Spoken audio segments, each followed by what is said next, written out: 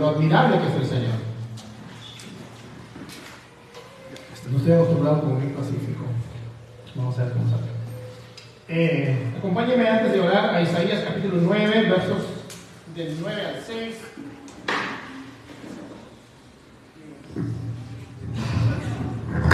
Venga para acá. Versículos del 9 al 6. Yo les voy a leer primero los versículos del 1 al 5 en la versión de traducción lenguaje actual, porque me gusta mucho la forma poética con la que está en el original. La traducción lenguaje actual en ninguna manera es una paráfrasis de la Biblia, sino que no haría exégesis, o sea, no haría un estudio con la traducción lenguaje actual, pero en este caso la forma poética en la que se escribe este bello texto de la Biblia está bien hecho. Pero luego el verso 6 sí se lo voy a leer de la Biblia de las Américas, que es la que más uso yo. ¿Amén? Entonces vamos a empezar con traducción lenguaje actual, Isaías capítulo 9, versos del 2 al 5. Dice la palabra del Señor, primero los versos del 2 al 5. Esta promesa se le da al pueblo del Señor. Dice el profeta, o sea, habla a Dios a través del profeta y le dice: aunque tu gente viva en la oscuridad, verá una gran luz. Una luz alumbrará a los que vivan en las tinieblas. Dios nuestro, tú nos has llenado de alegría. Es justo lo que estamos viendo hoy día, el gozo. Esa palabrita es igual, es la misma. También es equivalente a felicidad. Tú nos has llenado de gozo, nos has llenado de alegría, nos has llenado de felicidad. Todos nos alegramos en tu presencia cuando llega la cosecha, como cuando la gente se reparte muchas riquezas. Tú nos has liberado de los que nos esclavizaron. Tu victoria sobre ellos fue tan grande como tu victoria sobre el pueblo de Madián. Tú echarás al fuego las botas de los soldados y las ropas manchadas de sangre. Ahora viene el verso 6.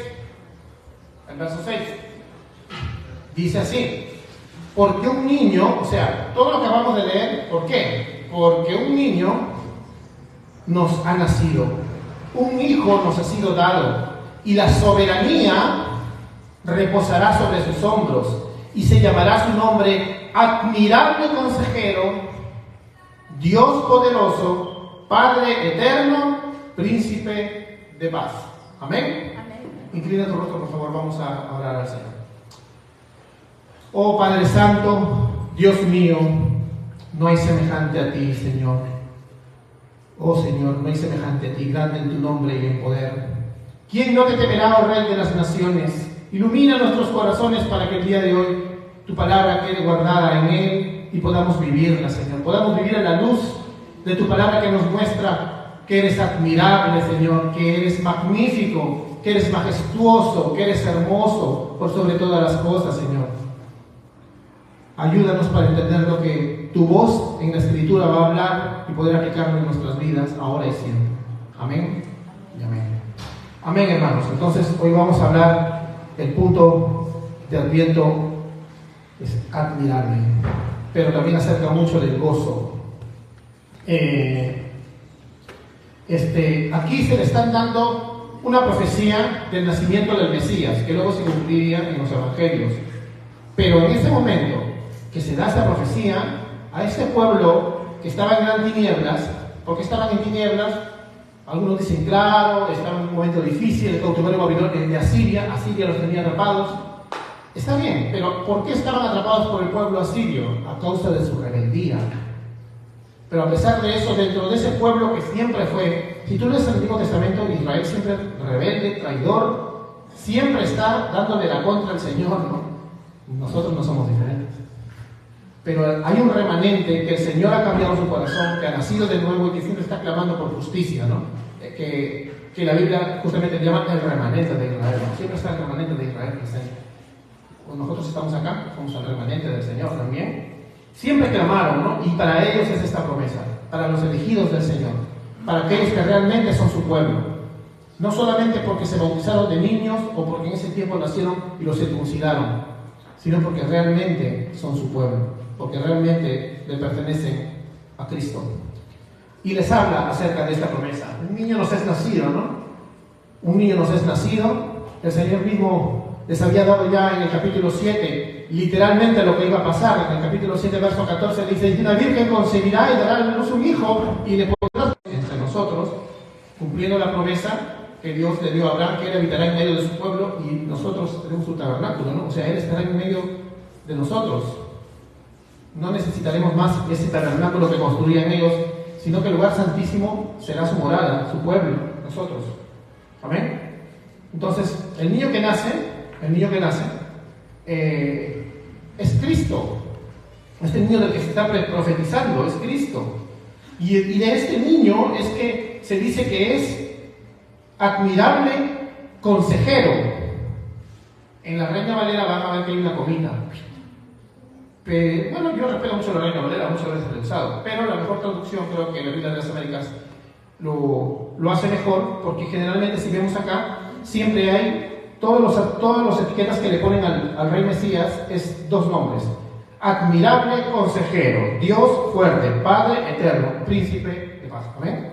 Entonces yo creo que si bien vamos a hacer dos sermones de admirable consejero, es porque hay dos aspectos, pero en realidad es un solo título que le ponen ahí. En hebreo está un solo título. Esto denota que para este Mesías no había solo un plan como el que creían los judíos de los tiempos de Jesús, ¿no?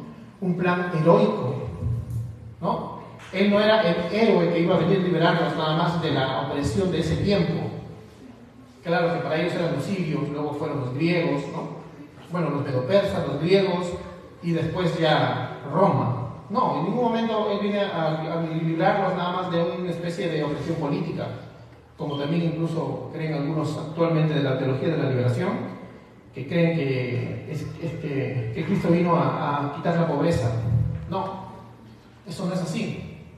El Señor ha venido a librarnos de algo mucho más profundo, de algo que es universal, cósmico, y que se llama el pecado, de la condenación, la justa condenación de cada uno de nosotros. Amén.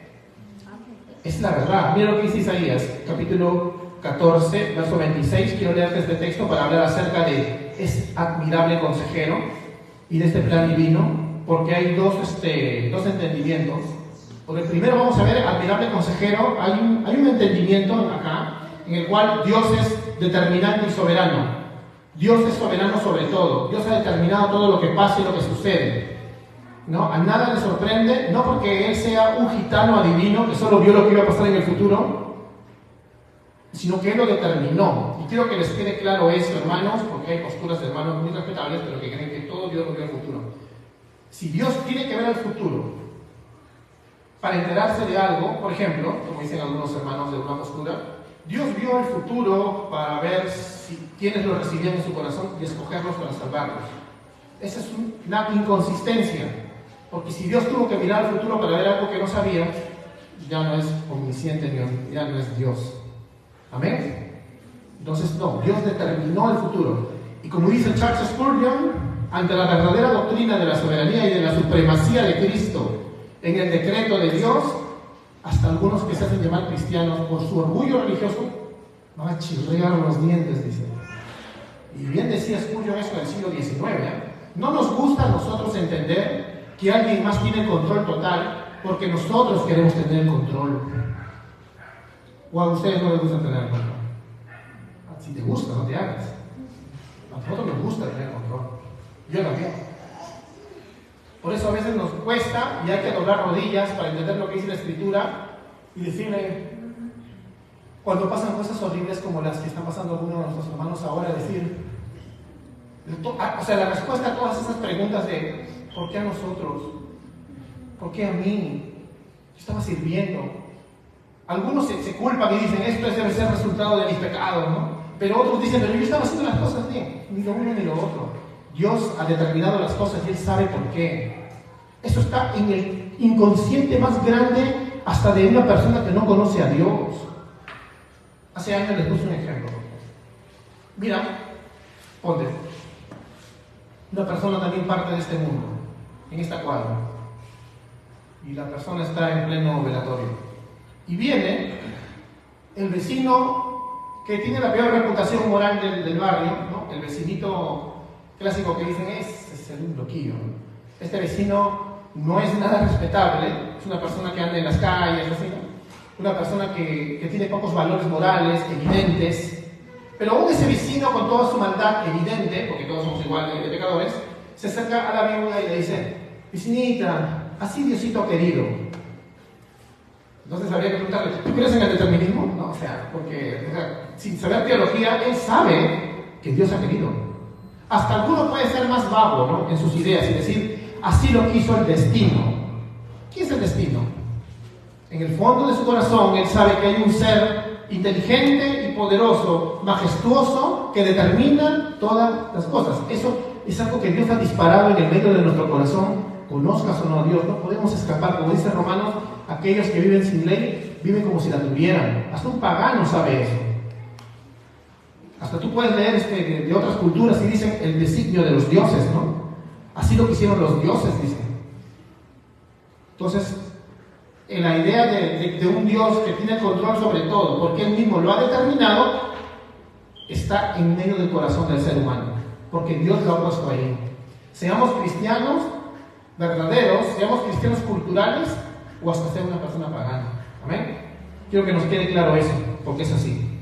Hoy vamos a hablar de ese aspecto, porque el otro aspecto es que admirable consejero también se basa en que como Él es el determinador de todo, su palabra entonces es una autoridad para nosotros y es el mejor consejo que podemos seguir, ¿no? El admirable consejo que podemos seguir para seguir viviendo nuestras vidas es su palabra. ¿Amén? No tus corazonadas, no lo que sientes, sino la Biblia. Pero esto lo van a ver la próxima semana. Hoy vamos a hablar acerca de qué admirable, maravilloso, magnífico es Él en su decreto. ¿Amén? Admirable en su decreto, en ese aspecto.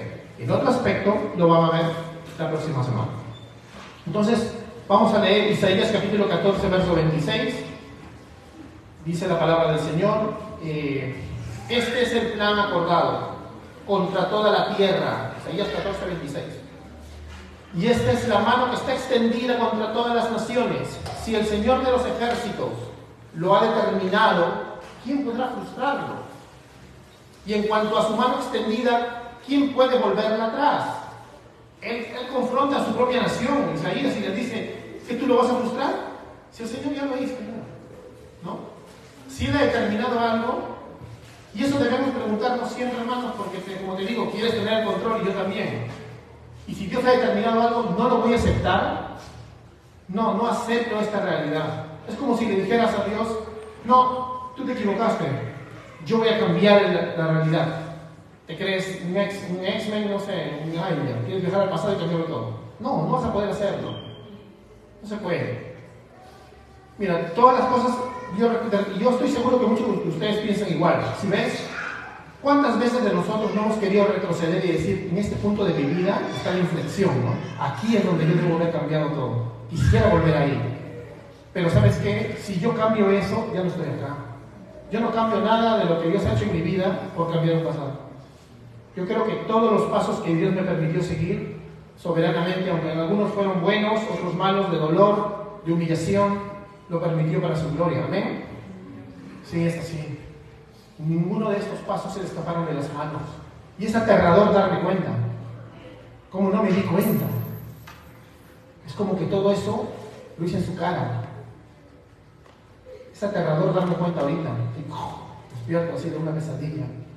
Pero también es consolador de ver que a pesar de eso, él me tiene acá y me dice: pues ya aprendiste, ¿no? Vamos a trabajar. Te voy a usar un vasito de barro de bilucho. ¿Ves? Como todos nosotros. Porque el tesoro es Cristo. ¿Amén? ¿Quién puede frustrar entonces si el Señor de los ejércitos ha determinado algo? Vamos a otro texto. Y la tierra de Judá será terror para Egipto. Todo aquel a quien se le mencione quedará aterrado de ella, a causa del propósito que el Señor de los ejércitos ha determinado contra él. Este tiene un mensaje que tiene un cumplimiento en su tiempo y escatológico también, ¿eh? En cuanto a que la cosmovisión anticristiana del mundo algún día va a temblar ante nosotros, ante la cosmovisión cristiana, y no seremos nosotros los que estaremos de cola escapándonos y corriéndonos de esa cosmovisión progre anticristiana que trata de pisotearnos, ¿no? Que la culpa la tenemos nosotros por 100 años de estar pensando en el fin del mundo, pues, en lugar de conquistar las tierras, esferas. pero esto algún día se va a cumplir. Pero a lo que vamos, ¿qué dice? Que este propósito es que el Señor de los ejércitos, una vez más, ha determinado contra él. Esta palabra determinar es la misma palabra que utilizamos para predestinación, así, predeterminación, como sería. El Señor ha trazado o ha determinado el destino de esta persona, de esta ciudad o este momento de antemano. Eso significa antes, o sea, de antemano. Y este texto es más terrible todavía para los que nos gusta controlarnos a nosotros mismos, para los tercos como yo, y como todos ustedes también no se hagan. Entonces, Lamentaciones 3:37. Acá había un hermano, para los que no conocen, que se llamaba Sammy, que seguro decía yo no, cuando está presente. Lamentaciones 3:37 dice: ¿quién será? ¿Quién se atreverá? ¿Quién será aquel que diga que sucedió algo de lo que ves en el mundo que el Señor no mandó? A ver, ¿tú te atreves a decir que algo el Señor no mandó? Cuando Él dijo que ni siquiera un pajarillo caía sin la voluntad de Dios, que todos tus cabellos están pintados y que ninguno puede cambiar de blanco a negro aunque te pintes, no te hagas, no vas a poder detener el paso del tiempo, eso significa. Aunque te hagas cirugías. Yo no soy legalista, no estoy en contra de cirugía. Pero no vas a poder dejar el paso del tiempo. No lo vas a poder detener. O sea, tú no puedes detener lo que Dios ha determinado. Ahora, acá hay un reto. ¿Quién será el que se atreva a hacerlo? Pues? ¿Tú te atreverás? Es una gran blasfemia tratar de decir eso. Por eso, cuando nosotros queremos detener lo que Dios ha hecho, entonces, lamentablemente, estamos dándole la contra, ¿no? Entonces, Jesús es un maravilloso en el decretar, así también se podría traducir.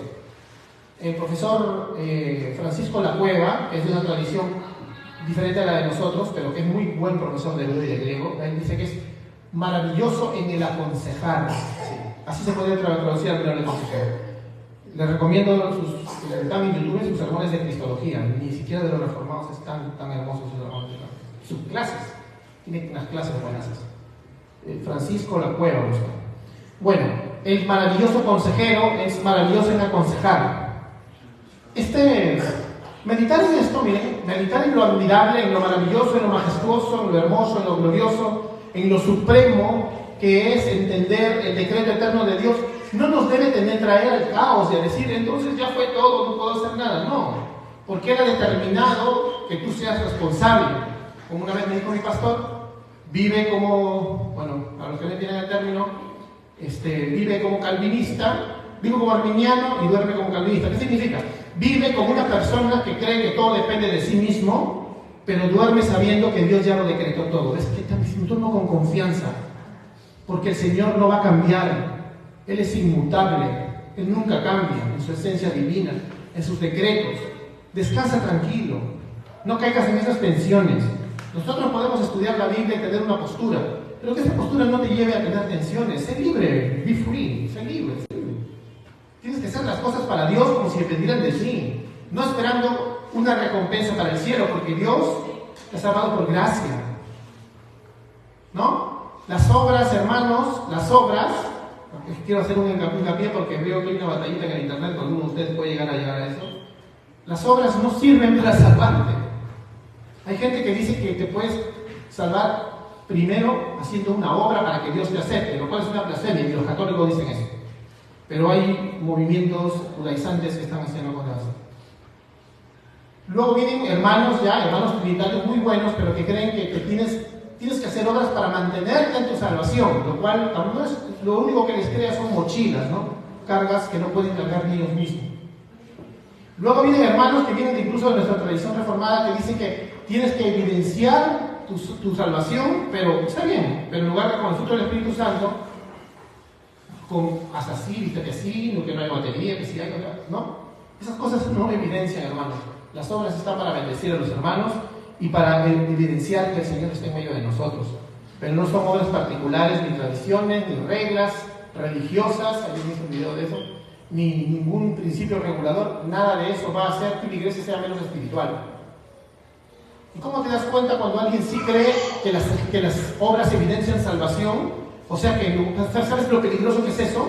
Porque si yo creo que mis obras evidencian salvación, entonces voy a decir, ¿qué obras estoy haciendo para sentirme seguro? Segundo los Corintios 13:5, cuando nos manda a examinarnos, no nos manda a examinarnos qué obras estoy haciendo, me manda a examinar en quién estoy creyendo. Si Cristo está en mí, ¿estás creyendo en Jesús? ¿En qué estás confiando para ir al cielo? ¿En Cristo o en lo que haces? En Cristo. En Cristo. ¿Ves? Cualquier predicador, por más famoso o viral que sea, y en el internet te salga diciendo de que las obras tienes que verlas, es porque simplemente es un copy-paste que no ha estudiado teología. Por más famoso que sea. No puede un predicador famoso decir eso. ¿Amén? Salió hace poco un youtuber que la verdad da vergüenza a decir que o sea, la gente le pregunta porque la gente quiere saber, ¿no? La gente de buen corazón, cristianos sinceros que están aprendiendo a de la gracia, y le dicen, escriben, y él hace un videito diciendo de que la evidencia de que para que te sientas seguro es que cumple los 10 mandamientos. A ver, deme un discípulo que cumplió los 10 mandamientos. A ver, Gedeón. El Carril ha cumplido 10. No, Gedeón, no, Sansón, no sé, alguno de los hombres del Antiguo Testamento, nadie. Eso es salvación por obras. O sea, de doctrinas de la gracia no tienen nada. ¿Por qué? Porque te apuesto que este muchacho, antes de hacer sus videitos, ha visto otros videitos y ha hecho teología de los videitos que ni siquiera esos videitos dicen eso. Ha ido mutando, hacen teología por sobre encima, no de las escrituras, sino de cosas que siguen viendo, y se hace como pasó durante 2000 años en la Iglesia Católica. Muchos no saben, pero la Inmaculada Concepción de María o otras doctrinas, hay un libro que se llama Historia de las Doctrinas de Markov, se lo recomiendo, es una concatenación de, por ejemplo, tradición, hago teología basada en esta tradición, ¡pum!, construyo otro. Si San Agustín viene ahorita, no creería casi mucho de lo que creen los católicos actuales.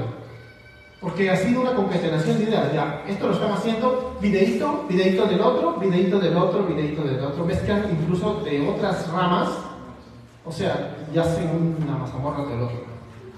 Te lo digo porque a muchos que acá son jóvenes y están expuestos a esos videos, ¿no? Míralos, no son malos, pero examínalo. Nadie te puede decir que la evidencia de tu salvación son ciertas y determinadas obras. Básicamente, fíjate en quién has creído, en Cristo el que transforma realmente, o en un Cristo debilucho que necesita de tus obras y tus tradiciones, o un Cristo debilucho que no te cambia y eres un libertino. Ese es el otro extremo. Nosotros no necesitamos ni libertinaje ni legalismo, necesitamos al Cristo de la Biblia. ¿Amén? Entonces eso tienes que estar pensando. ¿Conozco a Jesús? ¿Estoy estudiando los evangelios? ¿O estoy viendo los videitos de acá de los virales? No está mal que veas videos, ¿no? Pero examina, porque si tú no tienes un filtro, hasta Dios Madre te va a engañar. Bueno, entonces, volvamos, siempre empezamos de este tema. Maravilloso consejero, maravilloso en el aconsejar, es lo que vamos a ver el día de hoy. Y estas noticias, como dice mi enseñanza, son de gran gozo, dice, son noticias de gran alegría para aquellos que lo estaban esperando con todo su corazón. ¿Cuántos acá esperan a Cristo siempre con todo su corazón? ¿Amén? Amén. Puro ateo por acá. Ya. Entonces, vamos a ver cómo los ángeles en Lucas irrumpen el mundo y traen esas noticias de felicidad que la verdad a todos nos han consolado hasta ahora, ¿no? Lucas capítulo 2, verso 10, se le aparece a los pastores y le dice: no temáis, porque he aquí doy nuevas de gran gozo, que será para todo el pueblo, que os ha nacido hoy en la ciudad de David un Salvador, que es Cristo Jesús. Este es uno de los primeros versículos que nos muestran el cumplimiento de la promesa que se le hizo a Isaías. Y es una buena nueva de gran gozo. De gran gozo.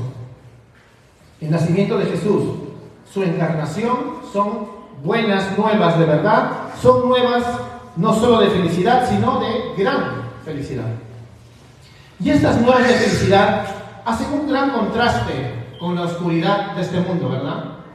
Así como las velitas, ¿no? Si apagáramos las luces, haría un contraste con la oscuridad de este mundo.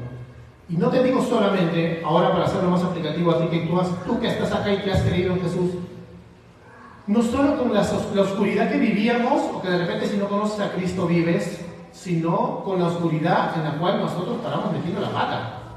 Este mundo nos rodea de oscuridad.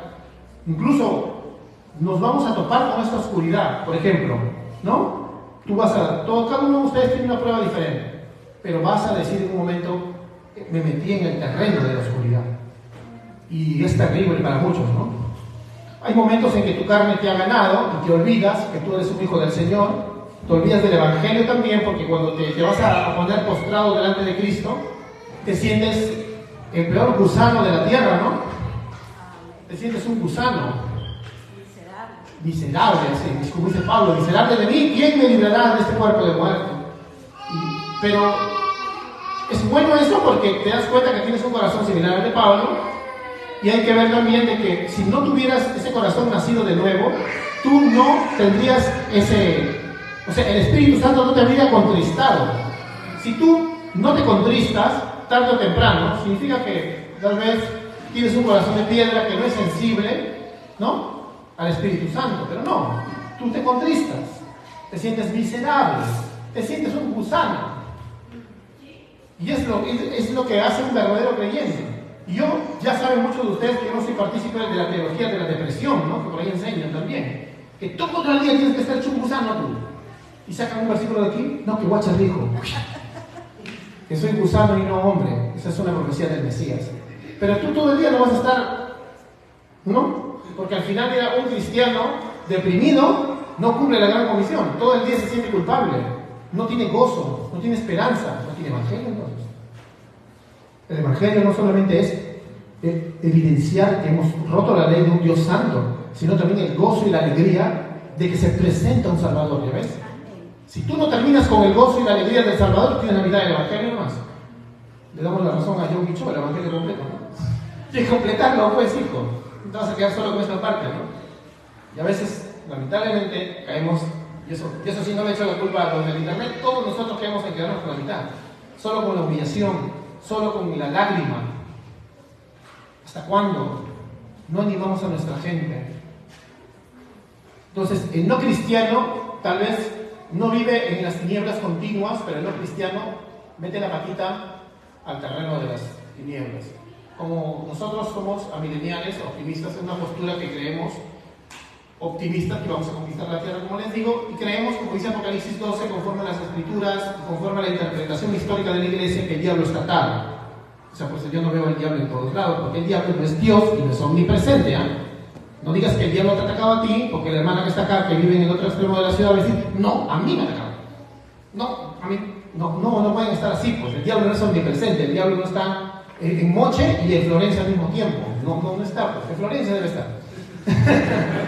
No, mentira. Pero, o sea, date cuenta. Sí podemos ser atacados por fuerzas del mal, sí. Pero hay que entender una cosa, ¿no? Que el diablo no es omnipresente. Nosotros no podemos estar en ese momento culpando a Satanás por todo. Hay momentos en que nos sentimos atribulados, pecadores, delante de Dios, porque tú eres responsable. Y tú tienes que venir delante de Dios. Y tú tienes que decirle, yo he sido. Porque eso es asumir tu pecado, arrepentirte y creer realmente y ser restaurado. Dios ama restaurarte, porque eres un hijo verdadero. Y su Espíritu es el que te construye y te trae a Él de nuevo. Simple, hermanos. Amén. Siempre recuerda eso. Entonces, si el diablo está atado, es como un perro. Porque supongamos acá que ponemos un palito y atamos un perro rabioso. Ya, rabioso, ¿no? El perro no va a ir más allá del radio, ¿no? O sea, va a dar un círculo nomás. Ahí no va a llegar, ¿no? Ese es el diablo está atado. Pero ¿qué haces si yo meto mi piecito ahí al territorio del perro? ¿Me puedo quejar porque me metí una mordida magistral? ¿Tendré la cara de quejarme cuando yo soy el que me estoy metiendo cada rato ahí? Voy a salir con heridas. ¿Quién no salió con heridas? Yo salí con un montón de heridas, ¿no? Carrila salió con... metió la cabeza. Porque es así, ¿no? Tú no puedes pretender que meto mi pie al territorio del enemigo y no me caiga una bomba. No pretendas eso. Estás bajo la gracia, sí, por eso sigues siendo cristiano, ¿ves? Estás bajo la gracia, Dios te ama, pero sales con heridas. Tú mismo te has metido ahí. No hagas eso. ¿Y sabes qué es lo que voy hablando en el contexto de lo que estamos hablando? Que a todos nos ha pasado, cuando tú sales de ahí, pierdes el gozo. Como David, pues, ¿no? Pierdes el gozo. Pierdes la felicidad.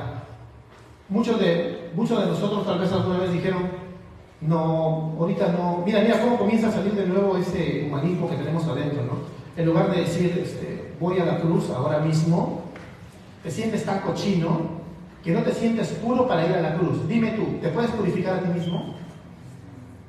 O sea, puedes estar tú primero, no, voy a estar bien y después ya Dios me va a aceptar. ¿Qué pasó el día que te convertiste? El día que tú naciste de nuevo. Acuérdate. ¿Tuviste que estar bien para venir a Jesús? No. Ven tal como eres. El que tiene sed, que venga y tome gratis del agua de vida. Ya, toda tu vida tiene que ser igual. Siempre que te equivoques, como cristiano verdadero, no le estoy hablando de los sinvergüenzas, como cristiano verdadero te vas a... ¿no? Ven a Cristo, Él te va a restaurar. No le des gusto al enemigo, Él no puede disminuir nuestro ejército. Ven a Cristo y Él te va a restaurar. Gálatas 6, nosotros como hermanos te vamos a restaurar, con mansedumbre. Quizá todos podamos ser tentados en lo mismo. La Biblia está llena de protección para sus verdaderas ovejas. El Señor venda la patita de la oveja que tiene la perna quebrada, dice la Reina Valera, la patita quebrada, ¿no? El Señor va a dejar las 99 y va por la que se perdió, porque Él tiene su número de los escogidos y no te va a dejar que te vayas. Lamentablemente a veces vamos a venir con mordidas de lobos, ¿no? Bien heridos, pero el Señor te va a traer de nuevo y te va a volver a usar, porque Él usa todo su ejército. ¿Amén? Así que no estés esperando a estar mejor, sino que ven humilde, orgulloso de tu Dios poderoso, a aprender de cero. Así, vengo humilde, ¿no? Como ovejitas que son, vengo los pies de mi Señor. Como hasta dijo pródigo, que no dijo, voy a recuperar mi puesto. No, ¿qué dijo él? Voy. A veces de repente me toma como jornalero, ¿no? Mi padre, ¿no? Pero el padre le place volver a ponerle, como vi una canción muy bonita, un vestido de gracia y un anillo de misericordia, ¿no? El padre le plació volver a reponerlo en su lugar de heredero, ¿no? A pesar que legalmente ya se gastó de herencia, pero tu herencia es eterna. Tú tienes una herencia que no acaba, dice segunda de Pedro, ¿no? Una herencia incorruptible. ¿Amén? Todo esto no nos da gozo. No nos da felicidad que a pesar de que de nosotros mismos siempre encontramos perdón y Dios me puede volver a usar, y Dios me puede volver a usar, y Dios me puede volver a usar. Y llego a los 80 años y me da vida y Satanás te va a seguir amenazando y tú dices, no, yo me estoy arrepintiendo, mi corazón está dolido por fallarme y Dios me va a volver a usar. No le des gusto al enemigo en eso sí. No le des gusto a la cosmovisión anticristiana de este mundo. No hay nada de lo que tú hayas hecho que Dios no te pueda perdonar. Nada. No, pero yo he matado a alguien. Nada. Nada, hermano. Nada. Dios te perdona todo si tú vienes arrepentido, en arrepentimiento y fe, y derramas tu corazón delante del Dios Trino. ¿No da gozo eso? Es admirable en su decreto, ¿eh? Es admirable porque Él ha determinado ser un Dios perdonador también dentro de lo que estamos viviendo en este tiempo y espacio. Entonces estamos viendo este punto de admirable consejero. Verso 6 dice que Jesús es llamado aquí admirable consejero. Dice, la palabra admirable en hebreo es pene y significa majestuoso, milagroso, maravilloso, grandioso. Wow. Todos los adjetivos que podrían ser un wow ahora, ¿no? Y no una expresión de los chibolos, sino un wow del corazón. Hay un himno bien bonito que me hubiera gustado que lo saque con los chicos. Ya será para el otro año será. Se llama Majesty. Majesty, majestad, está traducido creo en el español. Majesty es un himno bien bonito. Majesty es un himno que si se canta todos en coro, sientes Majesty, sientes al Dios majestuoso. Es bien bonito. Pero eso es Dios, majestuoso. Y la palabra, por ejemplo, aquí en el texto, dice el principado sobre, en el verso 6, el principado sobre su hombro. O sea, la autoridad está sobre él. Y la autoridad está sobre él. En Éxodo capítulo 15, verso 11 dice: ¿Quién como tú, oh Jehová, entre los dioses? ¿Quién como tú, magnífico en santidad, terrible en maravillosas hazañas, hacedor de prodigios? Hacedor de prodigios, dice. Hacedor de milagros, hacedor de cosas portentosas. Hoy vamos a enfocarnos más en lo del decreto, ¿no? El poder de su palabra hace maravillas, entonces, ¿no? El poder de su palabra es lo que transformó la vida de cada uno de nosotros. Yo sé que algunos de ustedes son testigos de milagros de Dios. A mí me hizo milagro el día que me salvó. Después, para mí los demás milagros ya no han sido de sanidades ni eso. Son milagros de ver gente transformada. Para mí es el milagro más grande, en serio. ¿Sí? Porque supongamos que viene un evangelista sincero, hombre de Dios, pero tal vez lo único que hace es orar y hace una liberación de demonios de acá de 30 personas. Y si esas 30 personas no nacen de nuevo, vienen 7 demonios nuevos, dice la Biblia, que pueden volver a entrar, ¿eh? Si esa persona no tiene el sello del Espíritu Santo, no sirvió de nada, ¿sabías? Para que no te sorprendas con cosas que tal vez pueden pasar, porque si nosotros vamos cantando y el Espíritu Santo se mueve en medio de nosotros, los demonios no van a aguantar y se van a ir, pero no ha nacido de nuevo la persona. Eso no es una liberación completa. Eso es un milagro tan grande. Pero si esas personas nacen de nuevo, para la gloria de Dios nacen. Y ahí después podemos hablar ya de demonios y lo que quieras, porque no nos van a volver a poseer. Todos los milagros, hermanos, que nosotros podamos ver de Dios son señales que autentifican que Dios está obrando y que la iglesia está avanzando. Eso es un milagro. No lo hace solo por hacerlo. Los milagros son un autentificador de que Dios está en medio de una nación, de una ciudad, que está mostrándose a personas para que se den cuenta que Él es poderoso. Como yo siempre les cuento, yo era un agnóstico, ¿no? Antes de convertirme, por lógica, llegué a ser una persona deísta. O sea, un deísta es una persona que ya, está bien, voy a creer en Dios, digo. Pero el que me dice, digo, pero no estoy seguro que sea Dios judeo-cristiano, pues puede ser cualquier otro tipo de deidad. Es imposible saber cómo es. Este librito no me va a decir cómo es, así es verdad. Pero me parecía irracional que no haya un creador, ¿no? O sea, no, ya, ese es un deísta. Pero yo reconozco que el milagro que hizo Dios en mi vida de sanarme, después que yo mismo me hice un daño terrible, y sanarme en un baño así, en un ratito, cosa que a veces no he vuelto a ver en mi vida, acá ahora me enfermo cada rato. Pero es que Dios ya me hizo mi milagro. Entonces, el milagro de sanarlo. No, ese día nací de nuevo. Yo nací de nuevo y me di cuenta que el Dios de las Escrituras era el verdadero Dios. Con eso Él me demostró que Él era Dios. Y se me quitó mi deísmo, pues. Y de ahí para aprender tuve que estudiar las Escrituras. Me dio sed por la Biblia. Amén. Entonces, siempre que estemos orando así por un milagro, que está bien. Nosotros somos continuacionistas, creemos en los dones del Espíritu Santo, creemos que los dones milagrosos, más ahora, Dios es admirable, hacedor de prodigios, pero oremos siempre por su gloria en la vida de las personas a través de un nuevo nacimiento, porque de nada sirve lo demás. Dios salvó y sanó, Dios sanó a 10 leprosos, solo uno fue salvo. O sea, los otros se fueron sanitos y se fueron al infierno. Imagínate, ¿de qué te sirvió? ¿No? Y que toda su vida estén contando, yo era leproso, mira, pero ahí el tal Mesías me salvó. ¿De qué sirve? ¿Ves? Entonces, no estamos en contra de los milagros, queridos, pero sí estamos a favor del milagro más grande y maravilloso, majestuoso y esplendoroso, que es el nuevo nacimiento. Y te lo digo porque de repente, si tú eres un cristiano de corazón y tú tienes un hermano, un amigo, una familia que está enfermito, vas a sentirte muy feliz en un rato si esa persona se sana de una enfermedad, pero vas a sentirte más feliz si esta persona es salva. Porque sabes que aunque la enfermedad se lo lleve, estará contigo en la eternidad. Vive para la eternidad. No mires las cosas de aquí nada más. ¿Amén? La palabra de Dios hace maravillas en los creyentes, como nos dice el Salmo 19, verso 7 al 8, Salmo 19, verso 7 al 8, la ley de Jehová es perfecta, que convierte el alma. El testimonio de Jehová es fiel, que hace sabio al sencillo. Los mandamientos de Jehová son rectos, que alegran, te dan felicidad al corazón. El precepto, o sea, el decreto de Jehová es puro, que alumbra los ojos.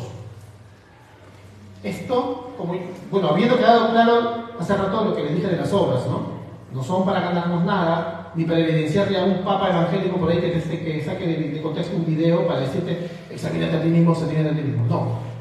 Aquí, entendiendo bien lo que estamos estudiando acerca de la palabra, es que debemos obedecerla entonces, ¿o no?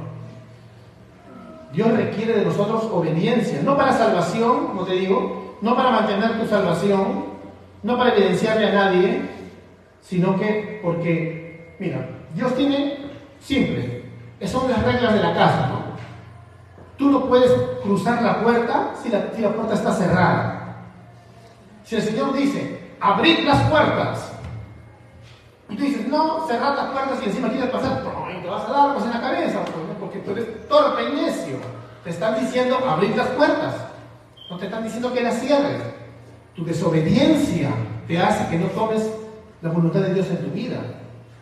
Tu desobediencia. ¿O no?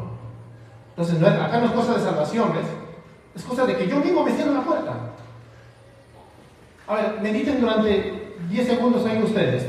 ¿Cuántos de ustedes en su corazón tienen sus talentos, tienen tantas cosas y tienen tantos sueños que tenían para Dios y hasta ahorita no los pueden lograr por su desobediencia? ¿Cuántas cosas habrías querido hacer tú para el Señor? Y hasta incluso cuando se te anima, ¿quieres hacerlas? Después voy a orar, dices, porque te sientes mal, porque te das cuenta que, o sea, no te sientes feliz ni gozoso. Todo lo que Dios hubiera podido hacer contigo no se hace por tu desobediencia, porque tú mismo te pones trabas. Tú mismo has cerrado la puerta que Dios te dijo que se abra. Amén, hermanos. Entonces, Dios tiene un decreto y Dios tiene que ser honrado con obediencia en tu vida. Cuando las cosas no funcionan bien en un matrimonio, es porque tú mismo cierras tu puerta. Tú tienes un matrimonio, ¿por qué no funciona? Es que tenemos el carácter diferente. Tú estás cerrando las puertas. La palabra es facilita, o sea, te podría mandar uno de mis artículos que paro mandando a todo el mundo. Mira, no te estoy mandando los 10 mandamientos, te estoy diciendo principios claros de las Escrituras que si todos siguiéramos, porque en medio de nuestra carne, en la lucha con el pecado, sería la cosa mucho mejor por 10 a lo que estás viviendo ahorita. Igual, 5 principios para poder trabajar bíblicamente con una cosmovisión bíblica laboral. ¿Qué te importa? Estás viendo por ahí, ¿no? Tu videíto raro, estás viendo. TikTok estás viendo. ¿Por qué no estudian las Escrituras para toda la vida? Como hacían los puritanos, por ejemplo. Los puritanos por todos hacían exámenes bíblicos, hacían estudios bíblicos de todo. Del orgullo, de la paciencia, hacían unos libros así de gordos. ¿Tú crees que es un tema menor, por ejemplo, la paciencia? Ese es el tema que destruye familias, La paciencia nomás, El orgullo destruye la sociedad. El orgullo destruye la sociedad, es como está afuera, ¿no? Ese es lo que destruye el orgullo. ¿Y por qué no estudiamos esos temas? ¿Te parecen de menos? ¿Te parecen poco relevantes? Más bien eso es lo que vives el día a día, o sea, es lo más relevante. ¿Entiendes? Dios quiere obediencia. No que escuches, no sé, al gurú progre que te aparece por ahí, ¿no? Que te da consejos humanistas. Es cierto que nadie tiene una obediencia al 100%, ¿no? Y es por eso que necesitamos todos los días a Jesús como admirable consejero, como admirable en su decreto. Debemos admirar su voluntad, admirarlo de tal forma que nos hagamos obedientes, ¿no? Es como cuando tú dices, ¡wow! ¡Qué hermoso! Esto de acá me parece hermoso. Yo prefiero lo hermoso a lo que está feo, ¿no? Ya, pues tú ves tu propio consejo, tu propio decreto, tu propio plan para tu vida y dices, pero ves el plan maravilloso que Dios tiene para su pueblo, para ti que estás acá en tu pueblo. No, mejor el mío. Porque no te gusta. Significa que no te gusta el plan de Dios, es porque no lo ves admirable, ¿ves? No lo estás viendo admirable. Hay un problema ahí en el corazón ya. No lo estás viendo como admirable consejero, como estamos cantando hoy día. Ni siquiera lo estás viendo como admirable consejero, Dios consolador. ¿Es tu consolador? ¿Es tu consuelo en medio de la tristeza, de la enfermedad, de la incertidumbre, de la quiebra económica, de cualquier cosa que nos pueda pasar? ¿Es tu consolador? ¿O te buscas un reemplazante humano o un reemplazante emocional? o simplemente tratar de desaparecerte del mapa. ¡Rock! Te desconectas. Amén. Eso está mal. Acerca del consejo determinante de Dios, una de las marcas más fundamentales en los casi ya prontos, en febrero cumplimos 10 años de Gracia Urbana, es la verdad que no tiene precio de que Dios determina todo lo que pasa. También le puedes llamar, si no has congregado con nosotros antes, la soberanía absoluta de Dios. Amén. Dios soberano. Cristo Rey. Cristo es Rey. Amén. No es un reyecito. Es un rey que tiene estatutos, que tiene mandatos. Amén. Es un rey que cuida de su pueblo. Mira, cuando vemos su majestad, su maravilla, o sea, en el aspecto del decreto eterno, en su aspecto determinador, podemos ver lo que Dios mismo dice. Mira, en Isaías capítulo 46, acompáñame. Isaías capítulo 46, versos del 9 al 10. Dice la palabra del Señor: acordaos de las cosas anteriores ya pasadas, porque yo soy Dios y no hay otro. Amén. Yo soy Dios. Tú no eres Dios, tú no vas a controlar nada. Yo soy Dios, no hay otro. Yo soy Dios y no hay ninguno como yo. O sea, tampoco te inventes un Dios que se parezca a ti, porque si tú te inventas un Dios, generalmente te lo vas a inventar parecido a ti mismo. Un Diosito que acepta lo que tú eres y lo que haces. No hay ninguno como yo, dice, que declaro el fin desde el principio. O sea, Él ya tiene el fin de la historia determinada desde antes. ¿Sí entiendes qué es eso? Yo declaro el fin desde el principio. Yo he determinado todo lo que va a pasar desde el principio. ¿El principio qué significaba? En la eternidad. Desde la antigüedad, lo que ha sido hecho, ¿ves? ¿Aceptas esto de Dios? ¿O dices, no, yo tengo mi libre albedrío, como me dijo ya? Tú tienes tu libre albedrío. Quiero hacer un pequeño hincapié en esto. ¿Tú tienes libre albedrío, sí o no? A ver, ¿cuántos años tienen cristianos ustedes, muchachos? ¿Tienen libre albedrío o no? Bien, claro. Las confesiones reformadas incluso dicen que tenemos libre albedrío. El problema es este. Albedrío significa voluntad, ¿no? Voluntad. Nosotros tenemos libre voluntad. Miren, yo puedo hacer esto, no lo hago. Camino para acá o no camino para acá. No soy un robot, ¿no? Lo único que tu albedrío no puede hacer es, sin Cristo, es buscar a Dios. Porque estabas muerto en tus delitos y pecados. Si tienes libre albedrío, pero para ganarte a Dios no. Entonces, no solamente el problema es que tú no puedes, sino que no quieres. ¿Qué tiene que pasar? Ezequiel 36, viene Dios, saca ese corazón de piedra y te pone un corazón de carne. Entonces tú tomas una decisión para Él, ¿ves? ¿Amén? Después, cuando ya eres cristiano y maduras y pasan los años y estudias tu Biblia y dices, es que Dios me había escogido desde antes de la fundación del mundo, qué bonito. Ahí te das cuenta, ¿ves? Pero en ese momento de tu conversión, tú decidiste. Pero ¿qué tuvo que pasar antes? Tu corazón tuvo que ser cambiado, ¿ves? Porque tu albedrío, tu voluntad era muerta y mala. Solo quería hacer el mal. Eso hay que aprenderlo, ¿eh? Porque yo veo extremos también que dicen, no existe libre albedrío, visto por el internet. Yo, ¿qué? No han estudiado ni siquiera las confesiones evangélicas antiguas. Nosotros creemos que sí hay libre albedrío. Lo que pasa es que está sometido al cuadrante de la naturaleza que tienes. Si eres cristiano, recién tú puedes ver entre el bien y el mal, ¿ves? Al nacer de nuevo, ya tu albedrío tiene la capacidad de discernir. Pero antes, no. Bien. Eso es maravilloso, ¿no? Ahora puedo ver el bien y el mal, antes no podía. Y sin estar en pecado. Bueno, lo que significa ser Dios. Vamos a terminar por acá. Vamos a terminar dentro de una hora. Ya. Entonces, lo que significa ser Dios, lo que significa ser el corazón de su divinidad, está acá en el verso 10. Dice, yo, no hay ninguno como yo, que declaro el fin desde el principio y desde la antigüedad lo que ha sido hecho, y yo digo, mi propósito será establecido, y todo lo que quiero lo realizaré. Todo. ¿O la mitad nomás? Todo, hermanos. Todo lo que quiero lo realizaré. Es decir, significa que en la Biblia Dios dice que Él declara, que Él decreta desde el principio todo lo que va a suceder. Declaro y decreto, dice Dios, cómo resultan las cosas mucho antes de que sucedan. Declaro y decreto, dice Dios, no solo eventos naturales, sino eventos humanos y hechos que aún no se han hecho. Algunos en estos meses me preguntaron por mi Instagram: pastor, entonces, ¿cómo me enseñaron en alguna iglesia o vi un predicador decir, yo como hijo de Dios puedo también decretar y declarar? De repente algunos de ustedes me enseñaron eso, ¿no? Decreto, declaro, ato, desato, un montón de cosas, ¿no?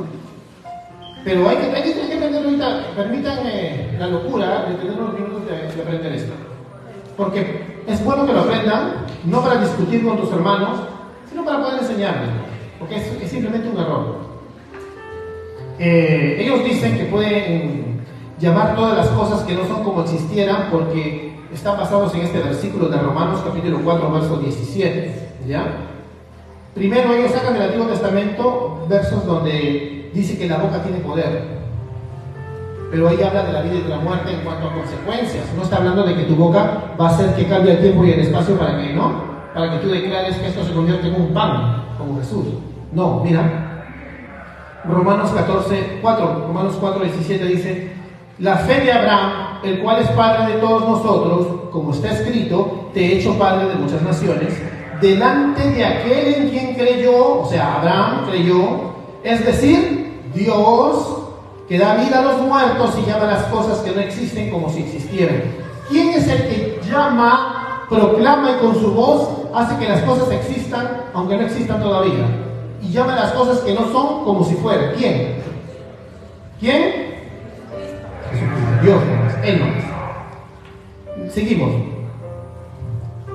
Dice acá, entonces, ellos dicen que Dios puede llamar las cosas que no son como si existieran. Entonces el hermanito dice: hermano, entonces nosotros, como somos hijos de Dios, también podemos llamar todas las cosas que no son como si fueran, ¿no? Porque yo soy un hijo de Dios. Y te das cuenta que hay un error terrible. Hay que aclararlo, hermanos, para que ustedes también aprendan y puedan corregir las cosas, hermanos. Primero, hay tres formas de ser hijo de Dios, ¿ya? Proverbios 18:21 dice que la boca tiene poder, pero no tiene nada que ver, te repito, con cambiar el tiempo y el espacio. Acá hay un error bien grande. Entonces hay tres formas de ser hijo de Dios. Primero, si ves las genealogías del Antiguo Testamento o las de los evangelios que van en retroceso, todos son hijo de tal, hijo de tal, hijo de Adán, hijo de Dios. ¿Amén?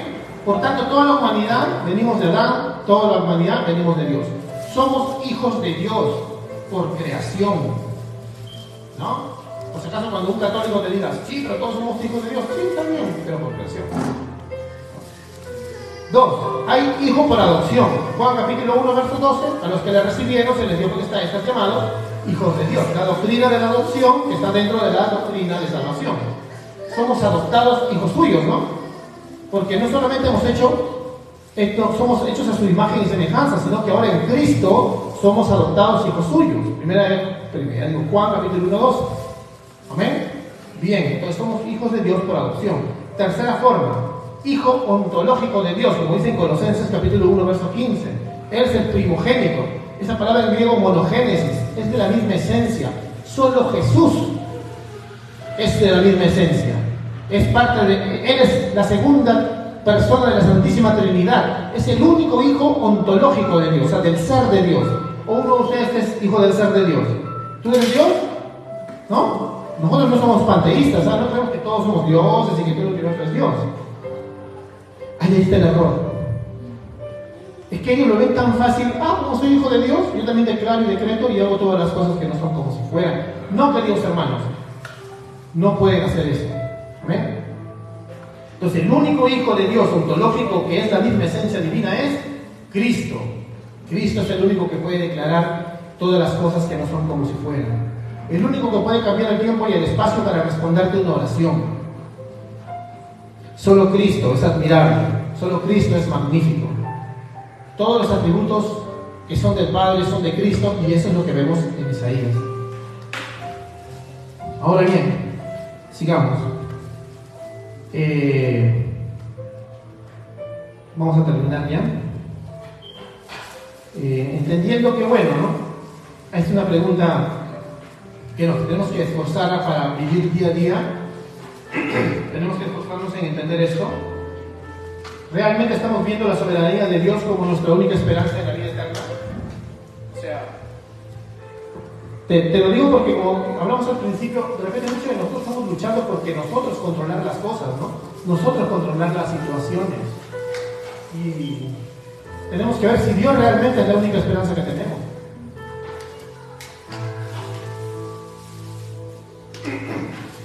Entonces vamos a confiar, como hablamos hace rato, vamos a confiar en que Dios ha determinado todo y que podemos descansar en la soberanía de Dios, como decía un predicador bautista, como una almohada sobre recostar nuestra cabeza. O por otro lado, vamos a desesperarnos y a seguir intentando manipular las cosas a nuestra manera. Escoge tú en este momento en tu corazón qué vas a hacer. Voy a confiar en lo admirable que es Dios en su decreto, o voy a comenzar a manipular las cosas a mi forma, a buscar alegrías en mi corazón a mi forma, en buscar cambiar las cosas a mi manera. Hermanos, Dios ordena y Dios nos ha dado una voluntad, y la forma en la que lo usemos va a marcar la diferencia. ¿Quieres usar tu albedrío? Ahora que ya naciste de nuevo, ¿quieres usar tu albedrío? Escoge el equipo ganador, el que se sujeta a la voluntad de Dios, aunque la circunstancia no se vea atractiva ante los ojos de los hombres y ante tu carne, ¿no? Cosas que no nos van a gustar. Él es admirable, hermanos.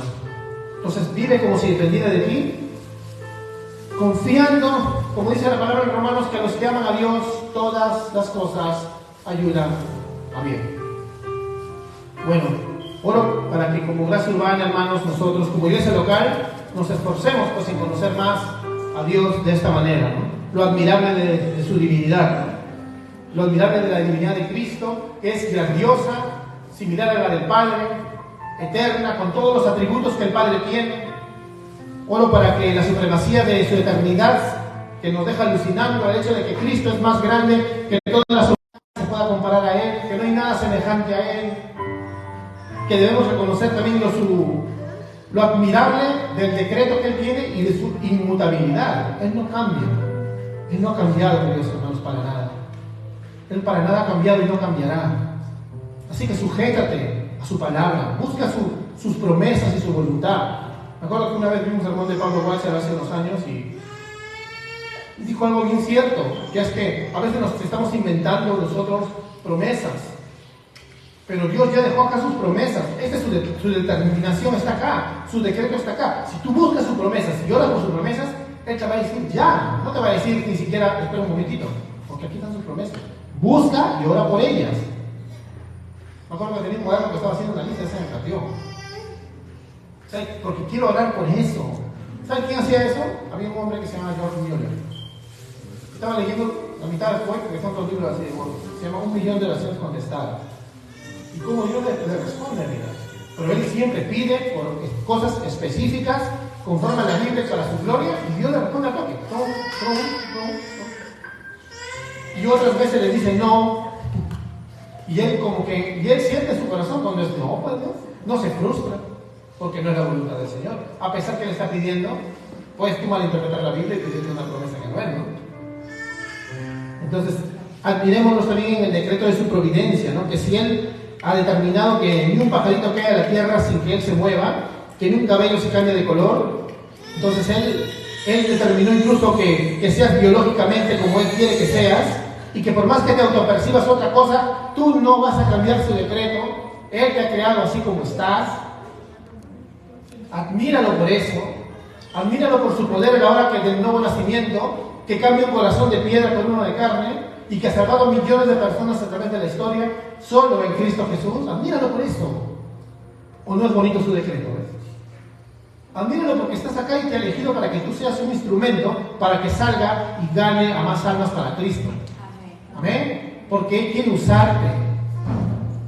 No quiere que la doctrina del decreto eterno de Dios, entonces, que tiene que ver mucho con la predestinación, sino que hoy día no es el tema, no es para que estemos acá sentados, ¿ves? Más bien es para admirarlo, para decir, qué gran determinador, qué gran rey tenemos, qué gran soberano. Ahí la palabra más fácil que siempre se usa, entonces, Dios tiene el control, cobra una profundidad más grande, ¿ves? Ahora ya puedes decirles, Dios tiene el control, pero sabiendo todo lo que acabamos de aprender ahorita. ¿Tiene o no el control? ¿Ven? ¿Cómo no lo va a tener? Si Él mismo ha determinado todo. Con ganas me meto a este proyecto que es para su gloria. Con ganas voy a evangelizar. Con ganas voy a las personas más difíciles de mi familia. ¿Cómo no lo voy a hacer? Si vengo apoyado por Dios. Es admirable, amén. Es admirable Dios trino. Y también, para terminar, admiremos la supremacía de su amor sin condiciones, porque todos nosotros no merecíamos ser salvados. Ninguno. Todos estábamos en tinieblas, muertos, ¿no? Él escoge un pueblo soberanamente antes de crear el universo y el espacio. Él encarna el Hijo y muere por ese pueblo, y el Espíritu Santo hace nacer de nuevo por medio de la predicación del Evangelio a los que creen, a sus elegidos. Míralo por eso, por ese amor sin condiciones. Porque en toda la Biblia nunca vas a ver a nadie que se gana salvación por obras. Admíralo cómo le perdona a David.